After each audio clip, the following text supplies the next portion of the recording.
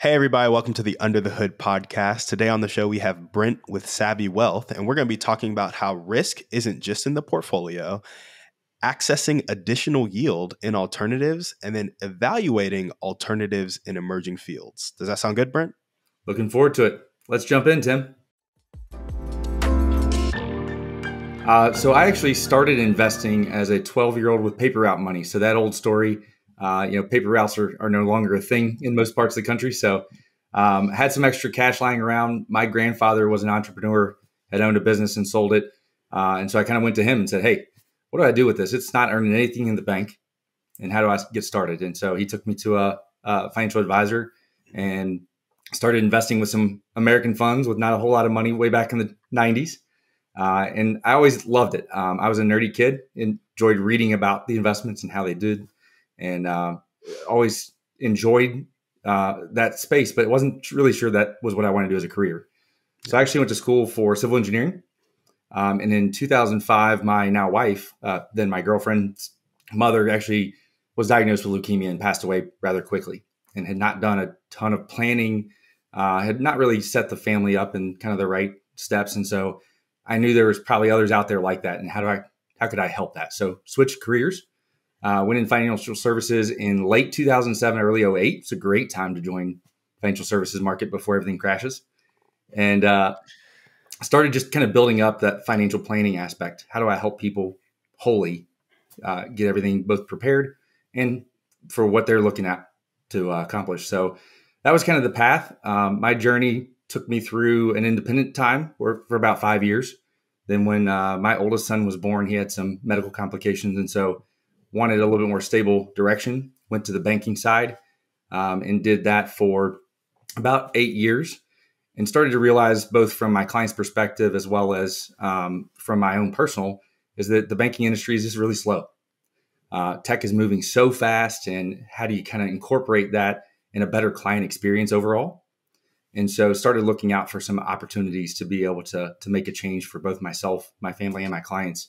And so Savvy Wealth is a firm that is really on the front cutting edge of technology-based wealth management. And so it was a great fit for me. I joined them really early on. And so being able to guide that path of what do advisors really need to be able to help their clients in a more regular basis. Yeah. And so that was really the impetus to get to Savvy Wealth at this point. Okay, so was Savvy Wealth started with that tech differentiator as like the basis of it? And if so, kind of take us through how exactly it's using tech in the financial process. Yeah, absolutely. So our founder, Riddick Malhotra, this is his third company. When he sold the first one, was looking for an advisor that kind of had all the tools he was looking for, which is a little bit more tech forward. And so interviewed a ton of advisors, realized that there wasn't really the full suite of tools for an advisor to be able to help their clients with everything from, budgeting, debt management, all the way through taxes, estate, and retirement, especially dealing with kind of equity compensation space and business succession. And so the idea for Savvy Wealth kind of came out of his vision to say, how do we combine some of the best technology faster than a lot of advisors are getting that today, but put it in an all-in-one platform, but still allow that real world human financial advice, because everybody's situation is unique. And how do we incorporate both the tech side of that to make it faster and cheaper and quicker for advisors to be in touch, along with the human advice that they really want, which is that kind of touchy-feely part of finance, which we often don't talk about, but is a big part of how do you work through your finances. There's a lot of kind of built up history for people, and sometimes it's kind of unbuilding those blocks to build them back. Yeah. I mean, it's arguably the biggest part of finances, because right. You're probably not going to make a decision. Psychiatrist, psychologist, everything, while being a financial advisor. Yeah. It's probably pretty difficult to get somebody to make a decision without being aligned with their emotions, or working through some fear, or trying to stave off some greed, whatever it may be. Very cool. Exactly right. So do you guys build any of the tech yourself, or are you working with all kind of third-party people for the tools? Yeah, so most of the tools that we build out are all built in-house. And so we have what's called the Savvy Dashboard. We do use some tools in the back end of that, some AI preferences as well, that help our advisors manage things a little faster. But everything that we're building on the Savvy dashboard is really a proprietary system that we're building out. It's allowing clients to integrate their outside finances with what we manage for them, along with the planning aspects and kind of what those future goals are, along with our own proprietary investment management process. And so all of those things are being built out. We use some tools in the background like Orion Planning. We use eMoney for some planning software. So we're not building everything ground up, but a lot of it where we can incorporate that in one single dashboard so that you can see your entire financial journey in one spot is what Savvy's looking to accomplish. And, I'll be perfectly honest.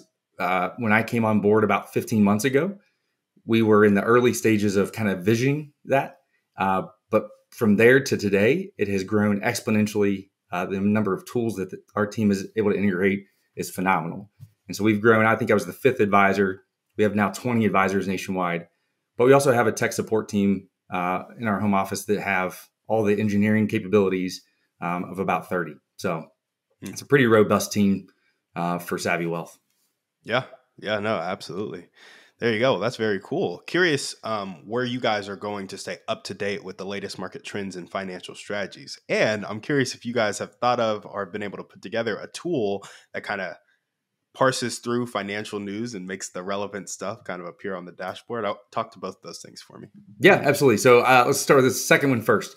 We have not incorporated that yet.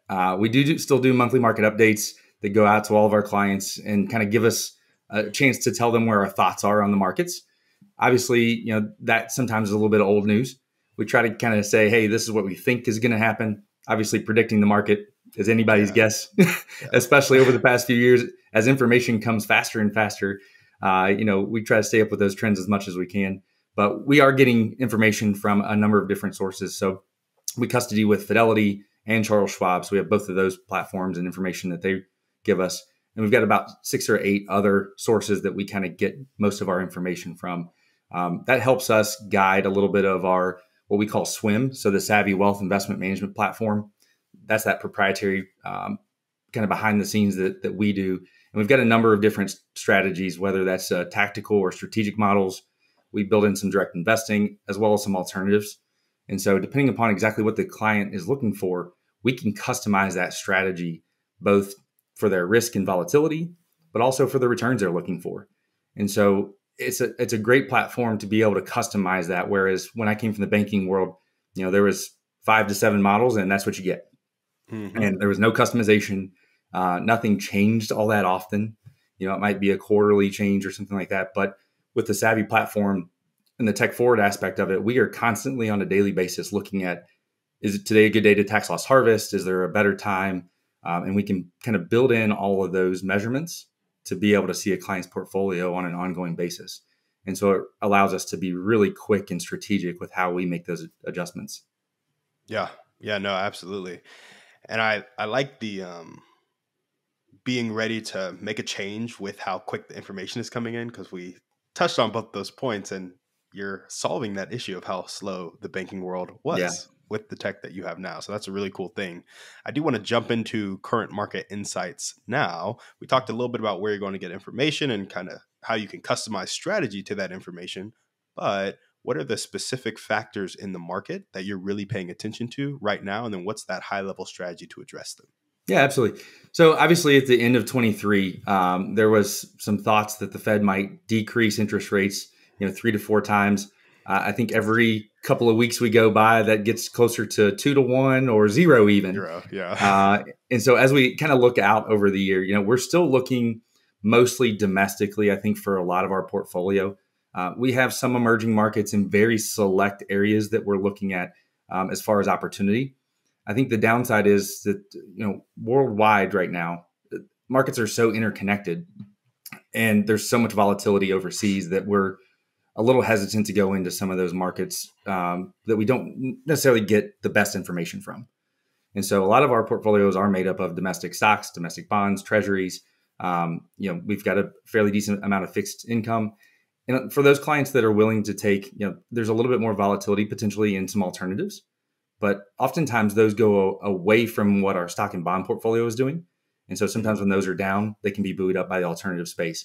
And we have a wide portfolio of options, whether it's structured products, real estate funds, hedge funds, private equity, farmland.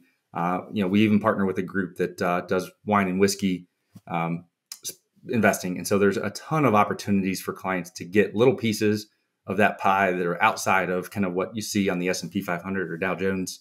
And so building out a strategy overall for an individual really depends on what their journey is.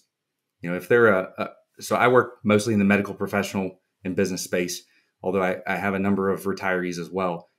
Those are very different opportunities. Somebody who is a mid-career medical professional is willing to potentially take more risk because they have more earning potential. A business owner who has just sold their business, and they're not exactly sure where the rest of the money is going to come from. So they're kind of living off that nest egg, maybe invested more from an income standpoint. And so we really customize that portfolio to understand how do you sleep at night based on your investments and try to get you the most output for that. And so that customization really comes down to guiding our outlook just as much as what the market's going to do. Most of our investors we look at are a long-term approach. And so it's not, what are we going to do to hit, home runs in the next year or so? What we're trying to do is hit those singles, doubles for the next decade. And so we do look at the long-term market standpoint. Obviously US market, we still think is going pretty well, strong, at least for the foreseeable future. We think that's going to have some upside. So that's where we're staying home, I guess, the most part. We've started to kind of deleverage some international and emerging market space from that standpoint. So, that's kind of our overall outlook. But I think what it comes down to is the best way to find out what you need from a portfolio standpoint is to talk to an advisor. And that's the great thing about Savvy is we've got 20 of them kind of spread out across the US that anybody can get in touch with one. We actually list our specialties on our website. So if you're really big on wanting to learn more about tax planning, we've got a specialist that can work in that space. We have one advisor that does some great international work. So if you're looking to kind of hedge against international portfolio, Maya does a fantastic job there. So we each have a specialty that kind of fits together. And then as a collaborative team, we get together at least once a week to kind of talk through what does that look like. And so I can learn expertise from somebody who deals with clients that are a little bit outside of my space. And so that collaborative customization really helps build out what we're looking for clients. Yeah, no, absolutely. So it sounds like, again, kind of back to this theme of information, you're shying away from some emerging markets, some international markets, because the information coming in isn't as clear. And you're staying strong on the kind of US outlook because the information is good and some of the fundamentals are there in terms of the economy. And then high level strategy is less, hey, we're going to try to hit home runs, but more singles and doubles for clients and specifically adjusting to that client portfolio of like the entrepreneur who's 65 and just exited might need some more fixed income. The kind of medical professional in their 40s might be more aggressive. Does that kind of capture all that? You're exactly right. And how we do that. So in addition to our Savvy investment management platform, we also are one of the early firms of utilizing direct investing. And so kind of high level of how that works is we can basically mimic any type of ETF or whether it be like an S&P 500. We don't necessarily pick all 500 stocks because a lot of times you get diluted by doing that. And so we might pick the top 100 or 150 in there, which tend to give you more of the return. But by taking the direct investing approach, we're actually buying that individual stock within a client's portfolio. And so if we see that 125 to 150 aren't performing well, we can take those out, harvest those losses, and be able to either put those back into their top performing stocks or purchase something that we think has a better outlook. And so I think what you're saying is exactly right. The amount of information that we are utilizing through the tech platform and kind of distilling that down really quickly helps us to make better decisions for our clients on a more tactical and faster basis than I've honestly seen in our industry. Yeah, no, absolutely. Curious. So when you're picking that kind of top 125, 150 stocks out of the S&P, are you guys going in and individually purchasing those, or does your software kind of enable? Software takes care of it all. So yeah, it's pretty nice to be able to do that. You can kind of do a one click, and it really takes care of a lot of it for us. Where it comes to a little bit more customization on that is so a client that comes to us and let's say they've got a $2 million portfolio already. We don't want to churn everything that they've got, obviously. And so we're going to do that over time and pick when we're going to release some of those. And so you may have a stock that you've got low cost basis and it's doing fantastic. Not necessarily one that's growing a ton, but we still like it okay. We may keep that one in there until we start to be able to offset some with some losses. And so it really is a strategy where each individual client's portfolio looks different because we've started at different points. We have different experience and we have different goals. And so how do we boil that down? Software does help us to be able to do that. And we can basically select which ones we want to shy away from, or we have also tax software that builds into that. How much are you willing to take from a taxable gain on a given year? And so that we can limit that throughout the course of 12 months so that we're not going over that and you don't get a tax bill at the end of the year. It's $100,000 when you're really only wanting 10. Mm-hmm. Yeah, no, makes a lot of sense. Makes a lot of sense. Well, we've kind of talked about risk in terms of steering away from emerging markets and international markets, getting to information the quickest, taking advantage of that information in portfolios. But is there anything that you want to add to the risk conversation of how you guys are evaluating risk in today's market? Yeah, so risk in general is not just about your investment portfolio. Obviously, risk has a lot of different connotations to everybody. And so maybe that's insurance products, maybe that's even your home, auto, and casualty. There's lots of different things to protect you from a risk standpoint. Our business owners probably know that best. If they're not protected from cybersecurity and everything else, those are bigger things that are popping up for them. And so from Savvy's perspective, we start with a financial planning approach. We are fee only, so we don't sell any insurance products that we make any commission on. We partner with a couple of firms to be able to do full evaluation and review for those clients. But we do feel like that is a very important part of people's portfolio. And so when we talk risk management, it's not just about how are you mitigating your portfolio, which we do have some covered call strategies and things like that we can do that. So create some more income while watching exactly what you have in your portfolio. But we also look at the outside aspects. What in addition to the market can we protect against? And so a lot of times I'll tell clients, we really want to look to be your family CFO. If you're making a decision about what you're going to buy, how are you going to spend your money in the most effective manner? And that's not if you're going to McDonald's for the night. That's more if you're going to go buy a car or a truck, maybe even a business. How do we strategize to reduce your risk while maximizing your potential profit? And so it's a lot more than just looking at the market. I think we try to really put ourselves in the driver's seat to help those clients think through all the options that they may have. And I think over time that saves our clients a ton of money and gives them peace of mind that they're not making a decision on their own. They've got somebody in their court, and we have a whole team of experts to help with that. So, like I said, if it's not an expertise that I have, we have a gentleman on our team who is also a CPA and does a really good job for car leases. And so there's always kind of somebody on our team that has a little bit of expertise outside of the general norm that we can even call in and say, hey, this is my situation. What would you suggest there? So I think risk in a broader term for us really comes from a planning approach. Yeah, no, that makes a lot of sense because funny, I own some properties and we are kind of doing some sober living, and we had to get specific insurance for the sober living home that wouldn't have otherwise been needed for a regular long-term rental. Yeah. And it was something that I didn't know about. And a conversation before I had actually purchased the home and gotten all this running and incurred all this expense would have been extremely helpful to be like, hey, you need specific insurance for this type of business, this type of property. So yeah, those risk isn't just in the portfolio. It's not just in kind of making sure you have assets that are not correlated to the market. It's like, where are you experiencing risk? Let's get you covered there. Yeah, That's very you're important. exactly right. It's a full thing. Anything that touches your financial picture, there's probably risk involved. And so how do you mitigate it? Sometimes you can, sometimes you can't, but just knowing where you can and trying to build that in. And is it cost effective? There are certain times where there may be an insurance policy that you need, or it just doesn't make sense. And so we can also help clients advise away from spending money where they don't need to. For sure. For sure. Well, talk to us a bit about portfolio construction. We talked to the two types of investors, that more aggressive 45-year-old medical professional, and then the business owner that just exited that maybe wants some more income. What's the main difference between how you're structuring those two portfolios, one for asset accumulation, one for more income? Yeah.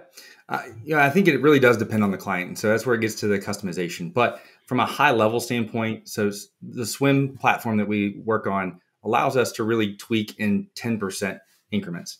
And so anything from 100% stock, 0% fixed income, all the way down to the opposite of that, 0% stock and 100% fixed income, we have 10% increments that we kind of target for. What that allows us to do is get a little deeper dive into exactly what a client needs.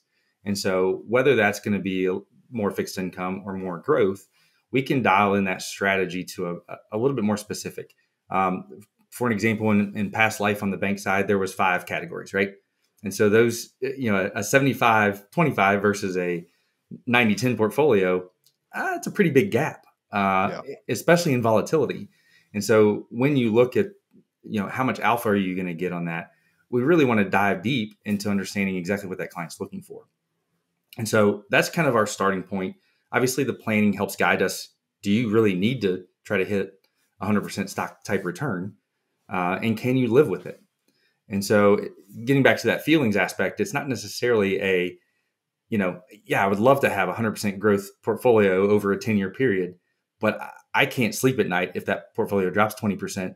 Well, that's not the best portfolio for you then. Let's try to shoot for something a little bit more conservative, still get that growth category. And so we really start there. A lot of clients, depending upon where they're at in their accumulation phase, if they're really early in their career, our strategic portfolios are built to not trade quite as often. And so it's more of a static portfolio. If you've got 20, 30 years, you're probably going to be fine in something like that. It's a little lower cost. It's easier for us to implement. On the other side of that, if you're closer to the end of your career, you may need something that's more tactical where we're making those tax loss harvesting choices and rebalancing, anywhere between kind of 4 to 8 times a year on average. And so that can help build more growth, but it can also help protect you a little bit better. And then we also look at the other side of that, which is, do clients really need some alternative ways to create income? And so we have a portfolio that we partner with a couple different firms to really build out. I think we have 150 different kind of alternative aspects. And so if a client really is looking for ESG, if they're looking for farmland, we actually have a cybersecurity alternative space. A lot of those are not correlated at all with what our normal market's doing. And so maybe you can get some additional yield in a farmland space. You're not probably going to get a ton of growth, but you may get some nice yield for fixed income. And so we can build in small portions of that. Maybe it's 5 or 10% of a client's portfolio that doesn't work with the market and allows us to create some additional income or growth depending on what they're looking for. And so those are kind of deeper conversations of, are you okay with that? Do you really want to see something that you're not going to get anywhere else probably? And we can help to build that customization. And so for clients that are looking for it, that's a great opportunity for us to build in some unique value and something they're not going to get on the street for most places. So very similar to Stallion Capital, you'll dive into kind of that Texas real estate market. For a client that's looking for specifically that and some great income, it's nice to be able to have partners that we can go to and say, hey, in this little bitty niche of the country, they do a great job, and we know Texas is growing. It's not getting any smaller today. So, how do we take advantage of those type of markets? And so that's what we really do, is try to pinpoint where are areas where we think you can take on the risk and also get the growth or income that you need. And so it's looking outside of the box. I think, at least from my experience, most firms are kind of that standard stocks and bonds type portfolio. Mm-hmm. And that doesn't work for everybody anymore. There's so many opportunities outside of that. And so we like to go out and try to find those types of partners that we can really trust and be able to tell our clients, hey, there's going to be some ups and downs. You're not going to get away from that. But we think over the next 5-10 years, this is a great opportunity. There's growth in that market. And so we want to at least bring it to you as an opportunity that you can take advantage of if it's the right fit. And so, again, going back to having 20 advisors, we all have a different fit, different focus. And so we want to have a, depth and breadth of opportunities for those clients to look at. And so that's really where Savvy's coming from, is giving our advisors the tools to be able to make sure they can go outside of the regular box of a lot of the big firms are like this kind of window. Uh-huh. And we want you to look at the whole world because there's opportunity everywhere. Yeah, no, absolutely. And there's opportunity everywhere, but it's easy to miss Yes. because the big box, it is that narrow. Yep. Like there's so many platforms and stuff that just won't onboard those alternatives because it's not big enough, it's not well known enough, there's not simple enough education, people don't understand it enough, like it's not mainstream enough. There's so many reasons why you're not put in front of opportunities. Some are just exclusive access and they're not out there for the big Yes. box people. But And I so think due diligence on that back end, it's one of the things I didn't really talk a lot about, but we do a lot of due diligence on those opportunities that we bring to people. And they're not always the right fit for everybody, mhm, but that doesn't mean that it's not the right fit for somebody. yeah. And so we want to have that opportunity available for the right client to be able to look at it. And so, we try to have those available for our advisors so that we make sure that if that's a niche that you're working in and you need to find an opportunity, you're not going out and finding just the next startup that has no experience and no platform to be able to deliver that. We want to make sure that it both integrates with our platform so that you can see everything. And tons of things do. When we custody with Fidelity and Charles Schwab, there's a lot of things out there that fit in that box and can be opportunities for us. But we also want to make sure that they're not a fly by night. They're going to stick around. They've got some history, and so that we can be confident putting our clients in that type of portfolio. And so again, it tends to be a pretty small portion, but just a little bit of that, 5 or 10% can really mitigate some of the ongoing risk in the market and still potentially give it, whether it's growth or income. And so it is a great space that we like to look at that honestly is a little bit unique still. I think that's a growing area. More and more advisors are trying to figure out ways to build some alternatives into their platform. But if you're at one of those big firms, it's tough because their due diligence process is kind of like the bank side. If we wanted to add a software, it would take 5 years. Yeah. You're like, well, we'll get that in 2030. That'd be great. Sometimes it feels like that kind of on the alternative space. And so we're quick to make sure we do the due diligence to get that on our platform for clients. Yeah, absolutely. And I know you talked a little to track record in that due diligence, but dive just a tiny bit deeper into it for us. What exactly are you looking for? Is it manager? Is it opportunity? Is it location? Like unique selling prop?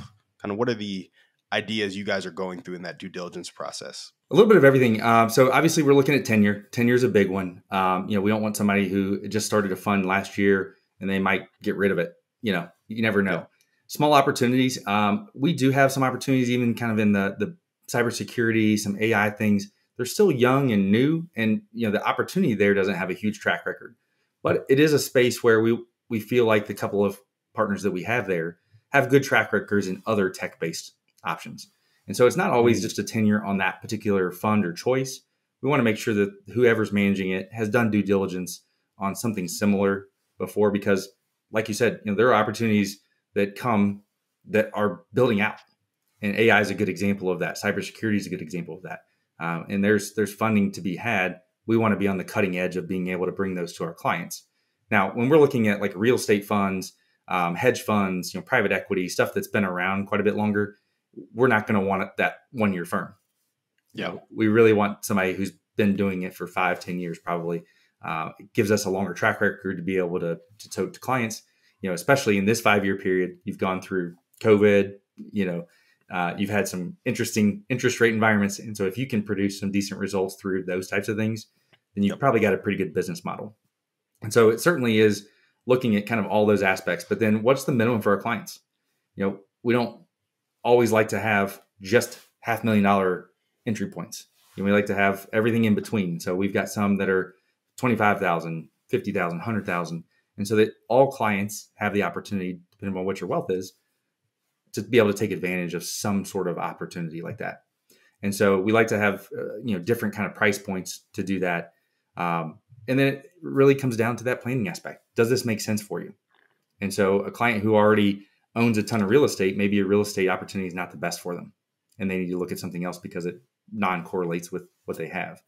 And so it does depend on the due diligence as far as what we're looking at. But generally speaking, we want good tenure, decent returns, some mitigation strategy, hopefully. So if markets do tank, what are you going to do about it? And then liquidity is another one. We don't want anything tied up for a decade. A year, 2 years is kind of standard, and that's okay. Because most things don't move around that quickly, but at least a little bit of liquidity beyond that makes it a lot easier to be able to trust that they're going to be around to do that for our clients. For sure. No, that all makes a lot of sense. And we've mentioned kind of AI and some emerging tech, but are there any specific alternatives that you want to learn more about in 2024? Yeah, I think we're always learning about all kinds of different things. And so that's the great thing about Savvy. I'm a perpetual learner. If you look at our website, my laundry list of acronyms keeps going. And that's because I like to learn about both the business and how can we help bring that to more clients. And so, I'm always looking at news articles and information around what can we do to build a better client experience, but also put more information in those clients' hands so they can make better decisions. And so alternatives is a big part of that. And so we're constantly looking at opportunities to build into it. We recently partnered with a group that has, like I said, that wine and whiskey investment. That is one that I'm from Kentucky. I understand the value of whiskey over the past decade or so. And so, being able to bring an opportunity to clients like that, where they can get a little piece of a large portfolio. And so the volatility is not huge, but the potential return on that type of substance is phenomenal. And so, we're just kind of looking at different things to be able to bring those to clients. And we have a number of partnerships for things that we're not experts in.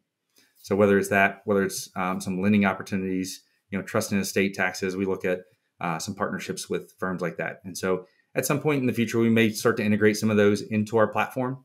But as of right now, we want to have experts to be able to provide those to clients. And so, alternatives is one of those places. We're typically standard stock and bond people, but we know that there's a lot of opportunity out there that we don't see every day. And so we do rely on those alternatives to bring those to our clients. Yeah, absolutely. I love it. Well, speaking of clients, I do want to kind of jump back to you and your firm. We've gone through alts, we've gone through kind of portfolio allocation and what factors you're paying attention to in the market.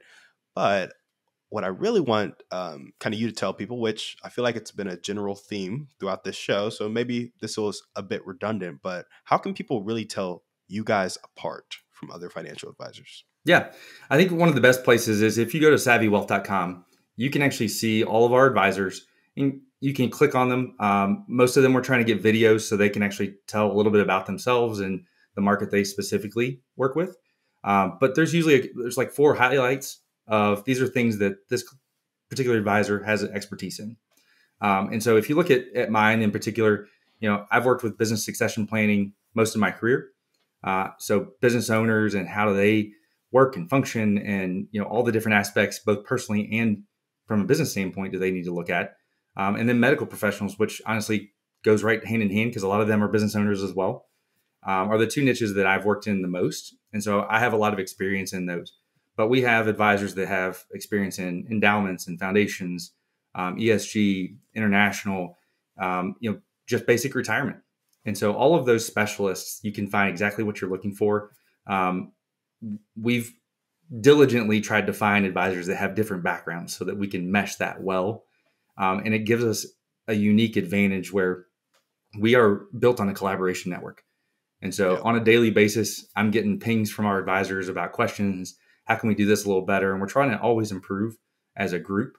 And so I think there's an advisor out there for everybody. We're spread out across the US too. So there's probably one even in your area. So if you want to work with somebody locally and still see that face-to-face, we have that. If you're okay having a digital expert, we have that too. And so we're trying to kind of build a little bit of everything for everybody. And sometimes that is tough. And so that's why we've built to where you can see what their specialty is. That way you can find the niche person that works best for your type of need and what you're looking for. Yeah, that's amazing. It's great to have a kind of personalized solution just at your firm amongst the different advisors for so many people's needs, right? A lot of firms will specialize in one thing, but you guys are like a community of specialists. Yes. And so you can come to that community and get what you need. It's really cool. It's been a really cool experience too, because when I started, there was only 5 of us, right? And as we've kind of grown and learned more about what our clients are looking for, we've been able to go out and kind of find an advisor that fits that niche. Yeah. And so we have some young advisors that are just getting started and really like working with, their similar age group. We've got some really experienced advisors with 20 plus years that are fantastic for our older clients, our pre-retirees, kind of know what they're looking for all the way through retirement. And so it is awesome to be able to have that perspective. I am kind of stuck right in the middle. I'm in my early 40s. And so I have some of that experience of kind of the baby boomer and the millennial population. And so I'm, constantly bridging the gap, I guess is a good way to say it. Yeah. Yeah. I love it. Well, what do you think is most important to that ideal client advisor relationship? I think finding somebody that you trust. Obviously, trust, integrity, honesty are the paramount things of a certified financial planner and kind of what we look for from a financial advisor. And so, there are tons of people out there that'll sell a product or look for a particular need to fill.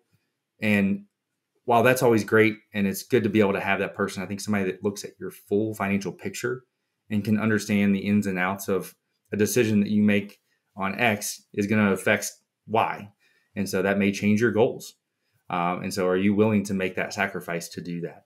When you have a specialist that's fee only, our advice is really to sit on the same side of the table with you, understand exactly what you're going through. So our process is probably a little longer from a get to know you standpoint. The great thing is we've sped up the other side, the digital side. So signing documents, all that, we've really worked to make that a very easy and seamless process so that we can focus on you. The whole idea is that you are part of what your goals are. And how do we create an experience that you both understand, you're on board with this, and maybe we're help guiding you through it, but you feel like you are involved. And that really builds from the initial conversation. Is there trust? Is there integrity built in? And is that an advisor that you want to work with? Because it's hard to change. I think we've seen that a lot with clients that are at advisors. They don't really love and they don't really feel like they get them. But to make a change is tough. And so you really have to make sure that you're kind of interviewing. It's almost like a new job. You're interviewing a couple advisors, understand what their fee structure is, how they can help you, and do they have the right fit and feel for you? And that's why there's so many different advisors out there, right? There's a niche and a place for everybody.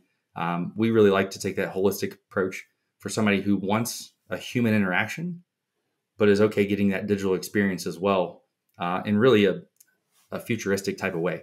Yeah. Yeah.